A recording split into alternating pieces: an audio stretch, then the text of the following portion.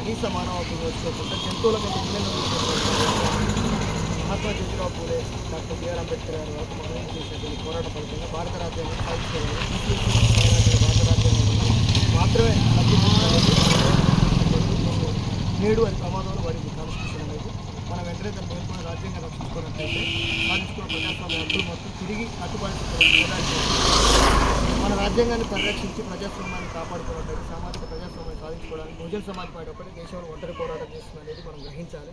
బహుజనులందరూ BC SC ST మైనార్టీలందరూ BSP సహకరిస్తూ ఈ మహోత్తమ ఉద్యమంలో భాగస్వాములై చారిత్రక అనివార్య నెలకొని ఉండాల్సినటువంటి బీఎస్పీ అధ్యక్షురాలు మాయావతి గారు ముఖ్యమంత్రి సర్వజన హింస సర్వజన చిత్తగా నినాదంతో ముందుకు సాగుతున్నటువంటి బహుజన సమాజ్ పార్టీ ఉద్యమం మనమందరం భాగస్వాములై కోరుకోవాలని చెప్పేసి అనుకుంటాం. అందులో భాగంగా మాన్యవర్ కాంశీరామ్ గారిచే ప్రారంభించబడిన జనకళ్యాణ దివస్ ఆర్థిక దినోత్సవం సందర్భంగా తెలంగాణ రాష్ట్రంలో కార్యక్రమాన్ని నిర్వహించడం జరిగింది. కావున ఈ బృహత్తర కార్యక్రమంలో అందరూ భాగస్వాములై ఆర్థిక సహాయాన్ని అందించాలని చెప్పేసి కోరుకున్నటువంటి రాష్ట్ర కమిటీ అందరూ అని చెప్పేసి లీడర్స్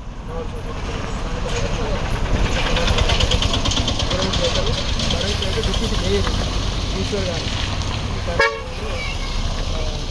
రోడ్డు మీద కలిసి అడగడం కూడా కరెక్ట్ కాదు, కానీ మళ్ళీ నువ్వు బిజీగా ఉంటావని చెప్పి పిలిచినావు. అసలు అదే ఉద్దేశంతో పిలిచినా, లేకపోతే ఇంటికాడ ఉండవు 5 4 ల్యాండ్లో ఉంటావని. అది దానికి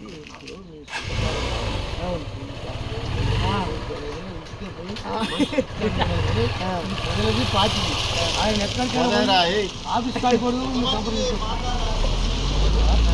ఆఫీస్ కాడకూడదు, ఆఫీస్ కూడా సంప్రదించు. అది వేరే పార్టీ మా ఊరు కాబట్టి జనరల్ ఇది. ఈ ఊరు లేదు నీకు జిల్లా ఇన్ఛార్జి ఈ గౌరవంగా నువ్వు అన్నవాయా, నువ్వు అన్నంత పడతలే నేను ఈ మనుషులు